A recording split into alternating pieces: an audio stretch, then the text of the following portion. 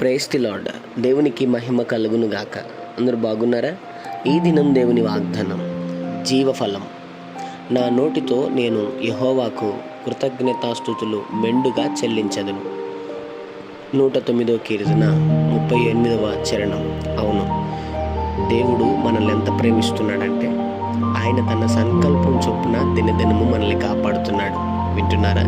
ఈరోజు నా ప్రభు నిన్ను ఉన్నతమైన స్థితిలో ఉంచాడు. ప్రతి నిత్యము నీవు ఆయనకి కృతజ్ఞతాస్తుతులు చెల్లిస్తూ ఆయన చేసిన ప్రతి మేలు కొరకు ఆయనను గణపరచాలి. నిత్యముగా దేవుని ఆశీర్వాదం నీ పొందుకొని గణపరచుదువుగాక.